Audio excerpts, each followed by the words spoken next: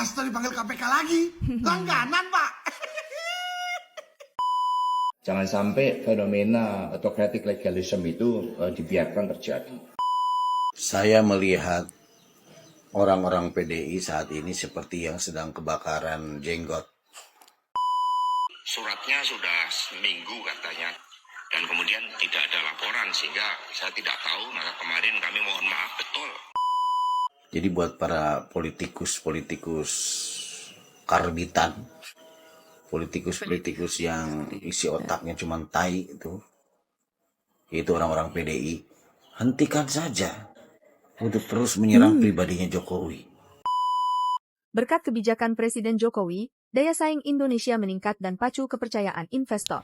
Halo sobat-sobat sudut pandang, waduh gimana nih kabar kalian? Semoga baik-baik saja ya dan semoga selalu diberikan kesehatan. Seperti biasanya kali ini barengan sama Jup tentunya di sudut pandang. Dan kalau sama aku di sini, aku ingin mengajak kalian untuk mencari info menarik apa hari ini. Aku kasih clue aja ya. Jadi kali ini ada klarifikasinya Pak Hasto, terus ada perkembangannya soal kasus korupsi yang baru aja menjerat politisi dari PDIP. Waduh, agak panas ya hari ini. Yuk tidak usah berlama-lama, langsung aja kita tonton videonya berikut ini. Jangan sampai fenomena autocratic legalism itu dibiarkan terjadi. Hah? Pak Hasto dipanggil KPK lagi? Langganan, Pak. Seharusnya Sekjen PDIP Hasto Kristianto memenuhi panggilan KPK dalam kasus dugaan suap pengadaan dan pemeliharaan jalur kereta pada Ditjen Perkeretaapian Kementerian Perhubungan. Namun hingga Jumat sore Hasto tidak terlihat hadir di KPK. Saya sendiri baru tahu pagi hari, suratnya sudah seminggu katanya, dan kemudian tidak ada laporan sehingga saya tidak tahu. Maka kemarin kami mohon maaf betul bahwa kami tidak bisa menghadiri karena kemarin saya memimpin rapat pilkada. Ya kami akan hadir karena kami sejak awal memang punya komitmen yang sangat besar terhadap penegakan hukum dan pemberantasan korupsi. Ya, dan terjadi lagi. Pak Hasto dipanggil KPK lagi. Dan Pak Hasto pusing lagi. Belum selesai kemarin urusan yang sangat menghebohkan Indonesia ya mengenai Pak Hasto dan stafnya di KPK mengenai Harun Masiku. Sekarang muncul lagi urusan baru di KPK. Memang Pak Hasto ini langganan di KPK ya. Iya, Mengenai dugaan suap Direktorat Jenderal Perkeretaapian di Kemenhub. Aduh, lagian kenapa sih Pak Hasto nggak datang ke KPK? Kan sudah disuratin resmi dan katanya sudah sampai seminggu, ya kan? Masa nggak ada satupun staf Bapak, aspri Bapak, pekerja Bapak, ya kan? Nggak ada yang ngasih tahu Bapak bahwa ada surat resmi dari KPK, logonya KPK, ya kan? Kepada yang terhormat Hasto Kristianto. Masa nggak ada yang nyampein? Itu bukan surat ecek-ecek, Pak. Surat resmi itu KPK lagi. Aduh, siapapun yang megang surat itu dari KPK gemetar, Pak, dari ujung sampai ujung itu gemetar. Saya yakin kali itu, ya kan? Dan juga kan kasihan, ya kan? Jadi dikira mangkir lah sekarang. Harus Pak Hasto sampai minta maaf ke publik karena nggak datang. Itu pekerjanya gimana sih? Hah? Stafnya Pak Hasto kok nggak ada yang ngasih tau Pak Hasto? Nggak becus kerjanya, pecat aja lah itu Pak. Udah gantiin siapa kek? Saya siap lah jadi stafnya Pak Hasto, boleh lah.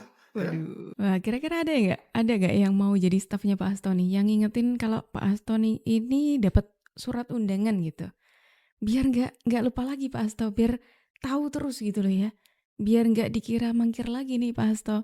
Kasihan loh Pak Hasto ya kan, kasihan banget ini, ketelisut gitu ceritanya undangannya ini kayak waktu Pak Ganjar kemarin aja ya, atau kayaknya emang di konsep seperti itu kali ya, biar tambah menarik lagi gitu mungkin ya. Jadinya emang dibuat seperti itu kali ya. Masa di sekian banyak pekerjanya Pak Hasto itu nggak ada yang ngingetin ya? Aneh nggak sih? Itu kan sudah prosedur. Nah, sampai saat ini juga belum ada tersangka satupun. Kalau ada pemberitaan tersangka itu hoax gitu. Nyatanya sampai saat ini KPK secara resmi belum menyatakan adanya tersangka. satu pun. Berarti masih Pencekalan pun itu tidak menyebut nama. Itu siapa yang dicekal. Jadi kita hormati proses hukum dari KPK, biar KPK bekerja menyelidiki ketika ada tindak pidana korupsi, biar itu resiko masing-masing. Kita tetap mendukung upaya-upaya dari KPK. Kalau ini kan bertepatan dengan menghadapi pendaftaran kepala daerah, dan ini sebetulnya juga kurang pas ya kalau mau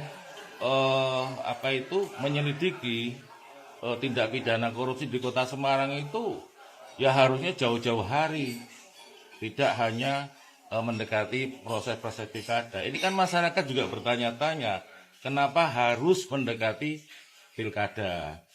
Sehingga kan muncul spekulasi, wah ini dikerjani Bu Ita, ini memang operasi politik, macam-macam spekulasi.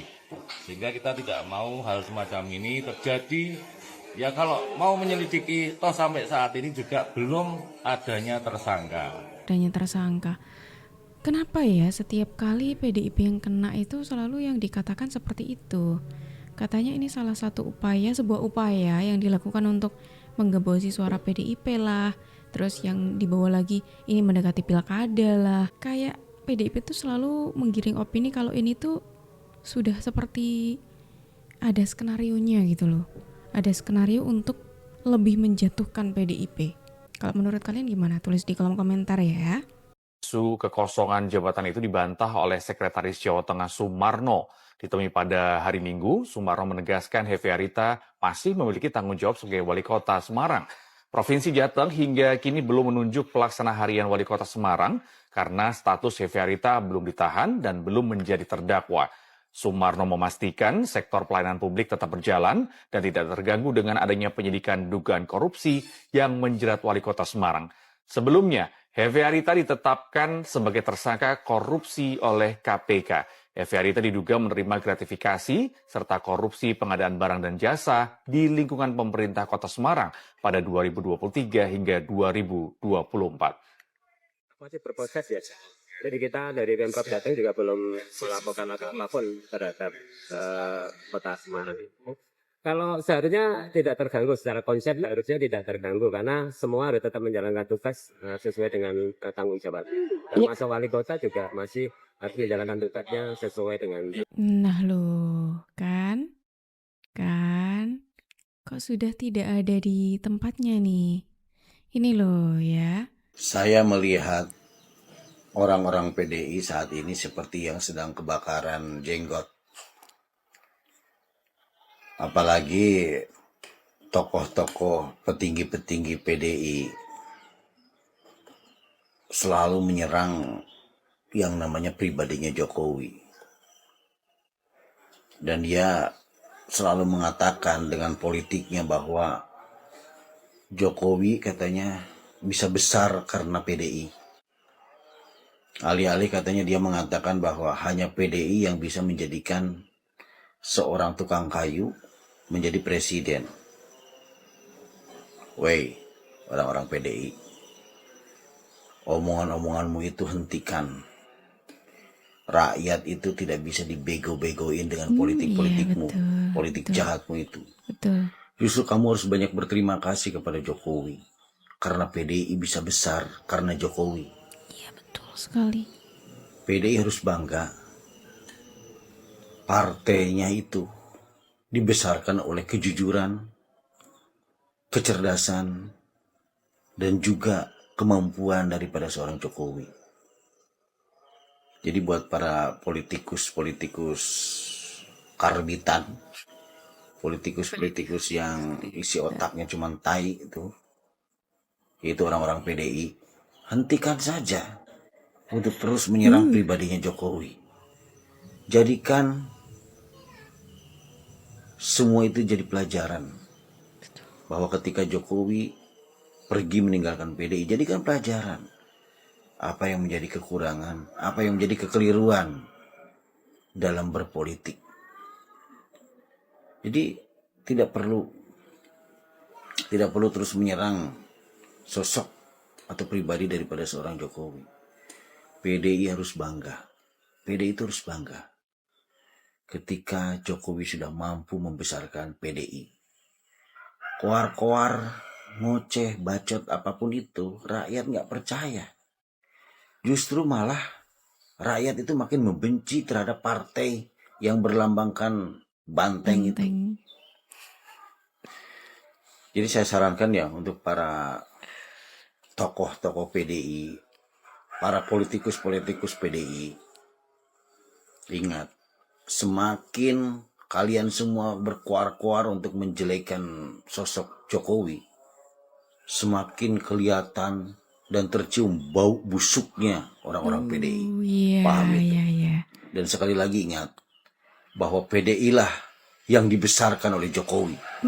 Benar. Mana ada sejarah terbalik. PDI yang dibesarkan oleh Pak Jokowi ini maksudnya setelah Pak Jokowi ini masuk kan PDI semakin ini ya, semakin lagi ya. Ini terbukti sebelum Pak Jokowi dicalonkan itu kan juga ada kader PDIP Bu Mega yang maju tapi kan nggak berhasil gitu. Dan setelah Pak Jokowi maju kan langsung berhasil kan. Jadi ya terbukti ya sobat-sobatku. Dan ngomong-ngomong soal semakin lama nanti akan tercium juga ya busuknya, sepertinya ini kalian pasti tahu kan? Sepertinya ini sudah mulai tercium ya teman-teman ya. Sudah mulai tercium ke kita semuanya bagaimana PDIP itu. Dengan adanya sederet hal-hal yang terbongkar beberapa hari belakangan ini ya. Apakah kalian setuju denganku atau kalian punya pendapat lain nih? Nah, ngomong-ngomong soal argumennya masnya ini, ada beberapa komentar menarik nih. Yuk aku bacain ya. Betul banget, ulangi. Betul bang, kasih paham mereka. Saya dulu milih Jokowi pas pencoblosan bukan karena partai PDI, tapi karena figurnya Pak Jokowi. Betul bang, suaramu mewakili hati rakyat kecil tuh. Mantap bang, terus ada lagi. Sesuai suara rakyat banyak, Pak Jokowi tetap the best. Nah, kan? Emang kalau ngomongin soal Pak Jokowi itu sudah gimana ya? Sudah dirasakan, sudah merakyat banget ya kan? Sudah sangat dicintai rakyat dan sudah mendapatkan hati rakyat Indonesia. Rocky Gerung menghina Jokowi. Bener nih menghina. Ayo, kita rasakan bagaimana kata-kata ini. Itu Jokowi kehilangan kekuasaannya. Dia jadi rakyat biasa. Gak ada yang peduli nanti. Tetapi ambisi Jokowi adalah mempertahankan legasinya. Dia masih pergi ke Cina buat nawarin IKN. Dia masih mondar-mandir dari koalisi-koalisi yang lain untuk mencari kejelasan nasibnya. Dia memikirkan nasibnya sendiri. Dia nggak pikirin nasib kita.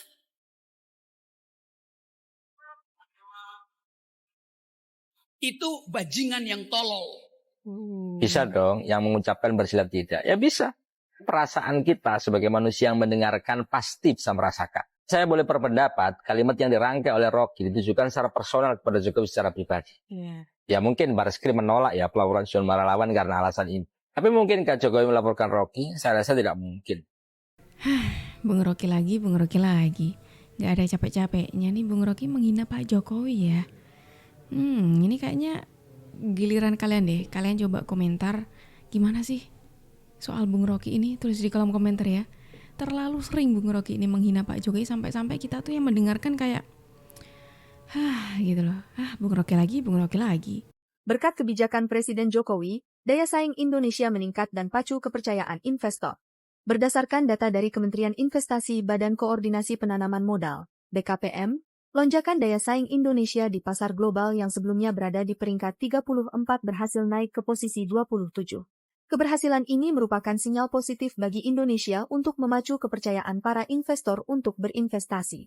Adapun, kenaikan peringkat Indonesia ini merujuk data dari International Institute for Management Development, IMD, melalui rilis World Competitiveness Ranking, WCR.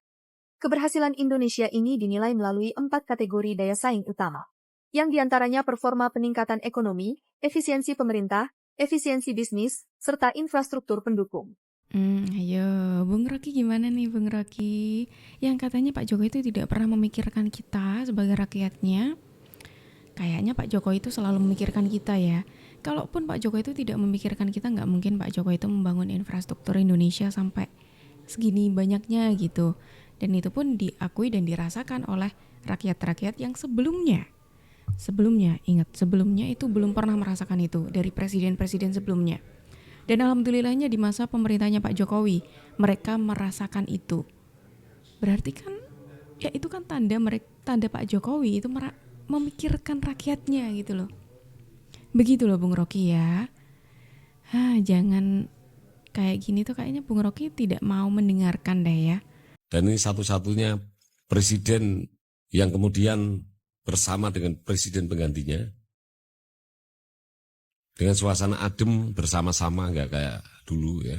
Iya betul. Di mana Bu Mega dengan Pak SBY itu tidak saling sapa sampai sekarang, itu sudah berapa tahun itu sudah. Nah gimana nih sobat-sobat semuanya, menurut pendapat kalian mengenai video kita hari ini? Yuk tulis di kolom komentar ya.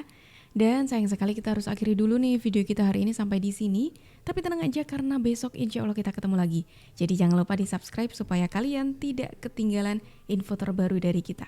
Aku Jub pamit undur diri dulu, sampai jumpa dan terima kasih.